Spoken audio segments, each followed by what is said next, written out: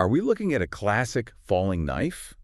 Or is this, like, the ultimate tech bargain of the decade? That is the million-dollar question right now. Right, because the stock we are analyzing today presents a massive paradox for you guys listening. I mean, we are staring down a relentless falling trend. Yeah.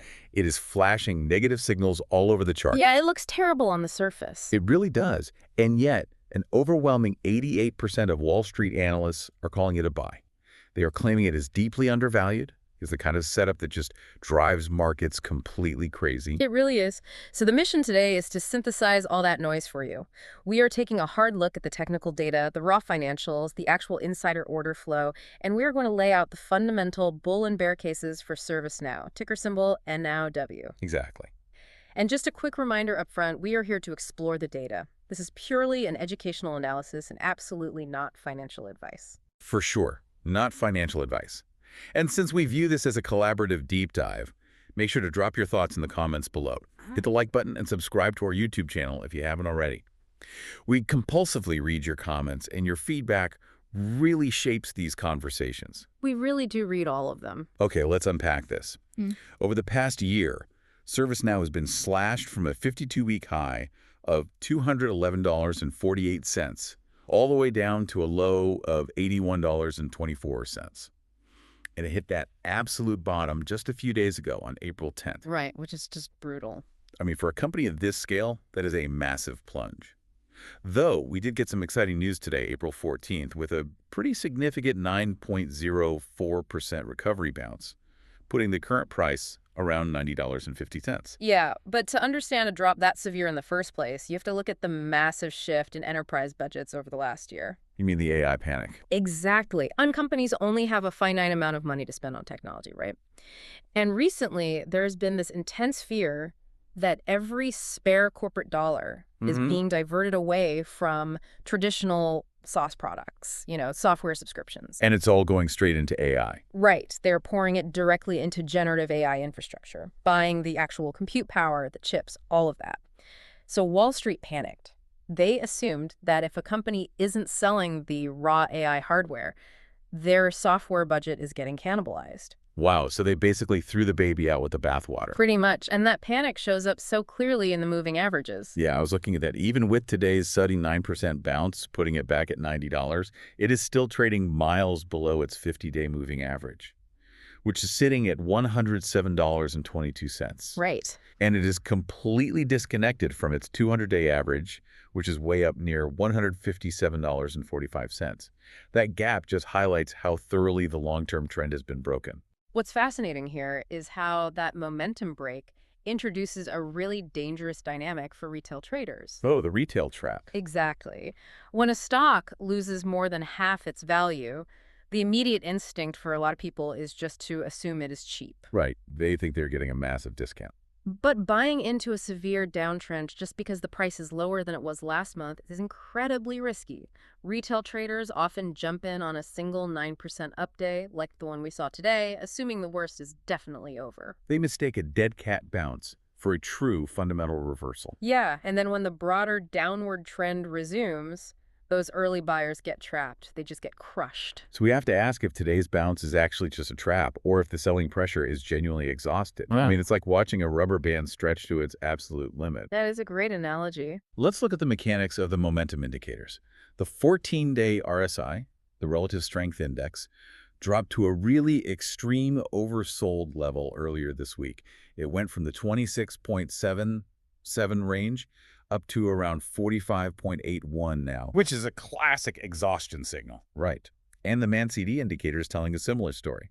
It was buried between negative 1.98 and negative 4.56, and now it is hinting at a buy crossover from those deep lows. Yeah, the math is starting to show that the sellers are literally running out of shares to dump at these depressed prices.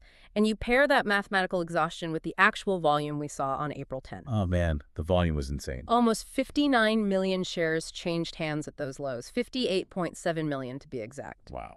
A volume spike of that magnitude usually signals a major capitulation event. The panicked sellers clear out and institutional buyers say, okay, the price is low enough, we are stepping in. The classic buy the dip move. Exactly. We know institutions were testing these waters already. January inflows alone exceeded $6 billion.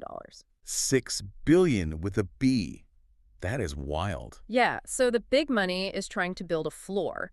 That makes the recent low around $81.24 a really critical immediate support level. Right. And if that floor gives way, the next secondary support isn't until $79.89. Exactly.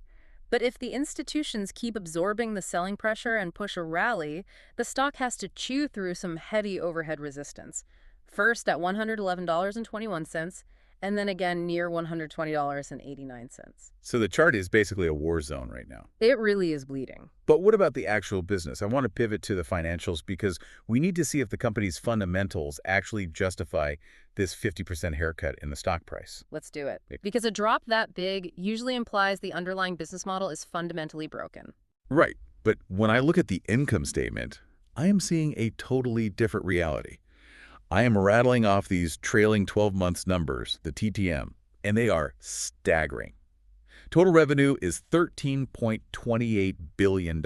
And growing, right. Yeah, management is projecting top-line growth of around 20.5% to 21% for fiscal year 2026. That is huge. And they're pulling in $1.748 billion in net income with a basic and diluted EPS of $1.67. The efficiency of that revenue generation is what really stands out to me. The margins. Yeah, the margins are incredible. ServiceNow commands a gross margin of 77.53%. Wait, really? Almost 78%. Yeah, it is massive. And their current operating margin is around 13.16%. Okay, that's decent.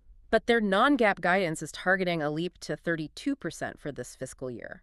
They aren't just growing revenue, they are proving they can scale while strictly controlling costs. Right, and that operational discipline flows directly into the cash flow in the balance sheet. They generated roughly $4.6 billion in free cash flow over the last 12 months. Which is what, a 34% increase year over year? Exactly. And their balance sheet is just pristine. The debt-to-equity ratio is sitting at a very manageable 11.50%. That is so rare for a tech company of this size right now. It really is. And here's where it gets really interesting. Management announced an additional $5 billion share repurchase authorization in early 2026. $5 billion. Yeah. But, okay, I have to push back here. Go for it. If they are printing $4.6 billion in free cash flow, and they're doing a $5 billion buyback, how on earth is the stock price getting hammered this badly? Is the market just completely ignoring the balance sheet? Well, no, they aren't ignoring the balance sheet. The disconnect really comes down to the mechanics of valuation multiples. Okay, break that down for me. Sure. Wall Street rarely prices a high-growth software stock based purely on what it is doing today. It is all about the future trajectory. And for a very long time, ServiceNow was priced for absolute perfection. Right. Currently, the stock is trading at a TTM PE ratio of 53.34. Which, to be fair, still sounds incredibly expensive if you compare it to a traditional value company. It does sound high. Paying $53 for every $1 of profit implies you expect that profit to grow super fast. Exactly. But you have to compare it to ServiceNow's own historical baseline. The 5-year average price-to-earnings ratio for this stock is roughly 267. Oh, wow. 267 down to 53. Yeah, so the multiple has massively compressed. Independent models, like the GF value estimate, calculate the intrinsic value at $218.57. So they literally stamp it as significantly undervalued. And Wall Street analysts seem to largely back up that undervalued assessment. They do. Looking at the consensus from 32 major analysts, we have an overwhelming 88% rating it a strong buy or a buy. It is considered a moderate buy overall. Only 6% have a hold rating, and another 6% call it a sell or strong sell. And what is the average price target from that group? The average target is $182.29, which is double the current price. Right. But if we connect this to the bigger picture, you have to look at the negative signals and the short-term warnings hidden under those averages. You mean the recent downgrades? Yeah. Right. Major players are aggressively slashing their targets right now. RBC lowered their target to $121, and UBS took an axe to theirs, bringing it all the way down to $100. That definitely creates some hesitation. Absolutely. When institutional players drop their targets that fast, large funds tend to step to the sidelines and wait. Well, if you want to see what people really believe, look at what the insiders are doing with their own money. Oh, the insider order flow here is wild. It is so mixed. In late February, CEO Bill McDermott planned to buy roughly $3.3 million worth of stock at about $61.22. A CEO buying millions on the open market is a massive bullish signal. But during that exact same period, President Paul Phipps planned to sell over $6 million worth of stock at prices between $101 and $108. Wow. Yeah, so the CEO is buying the dip, and the president is selling the rips. And we are seeing politicians trading it too. Like who? Like Representative Rokana. He sold between $15,000 and $50,000 of the stock on March 30. And just as a quick note for the listeners, we are purely reporting the data here. We take absolutely no political stance. Right, we are just following the money. Exactly. But it just shows you the total lack of consensus. Yeah, so to resolve this whole undervalued versus value trap debate, we really have to look at the forward-facing arguments, the bull and bear cases. Let's start with the bull case, the best case recovery scenario. Okay, the core of the bull case is the sturdy floor of their business model. Once a company integrates ServiceNow, they never leave. Their historical renewal rates are north of 98%. 90% retention is insane. It is. And let's talk about why they stay. It is all about efficiency. There is a stat in the research where ServiceNow replaced 479 legacy tools for a single client. That is just ridiculous. 479 tools. And it saved that client $682 million. It's basically like throwing out an entire garage full of rusty, mismatched tools and replacing it with one master Swiss Army knife. That is a perfect analogy, and that consolidation is the foundation. But the real traction, the thing that could push them back to a massive valuation, is their generative AI rollout. The Now Assist platform. Exactly. Now, Assist already has an annual contract value, an ACV, exceeding $600 million. Wait, really? Already at $600 million? Yeah, and management has a clear path to hit $1 billion in 2026. They're solidifying their status as the AI control tower for the enterprise. So what does this all mean? I mean, if they have all that going for them, outline the downside for me. What is the bear case, the worst case continuation? The bear case is really driven by macro uncertainty. It doesn't matter how great your software is if the customer literally freezes their budget. Right. The big headwind is a projected decline in U.S. federal spending, combined with generally sluggish Q1 enterprise budgets. If companies freeze their IT spending, ServiceNow's sales cycle stretches out and growth slows down. Okay, I see that. And the secondary risk is valuation compression. The bears argue that the timeline to actually monetize AI is going to take much longer than Wall Street expects. So people will just lose patience. Exactly. And if they lose patience, the multiple could contract even further.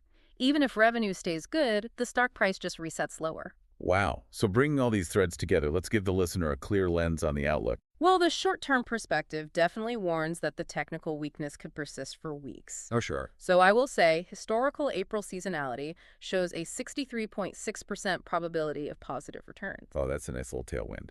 And contrasting that with the long-term perspective, some analysts still have wildly bullish targets, like $172 by 2028. Yeah, and some even project a $1 trillion market cap by 2030. $1 trillion. That's a big jump from today. It is. This raises an important question, though. What is the catalyst? Right, the earnings report. Exactly. The Q1 2026 earnings report is dropping in just over a week, on April 22. That is the looming catalyst. So it all comes down to the wire. Will those specific Now Assist AI revenue projections prove the bulls right on April 22? Or will sluggish Q1 enterprise budgets drag this down to test that $81 support level again? Let us know what you think in the comment. We really want to hear your take on this. We do. And one final reminder, this deep dive was purely for educational debate, and it's absolutely not financial advice. Thank you so much for joining the conversation today. We'll see you next time.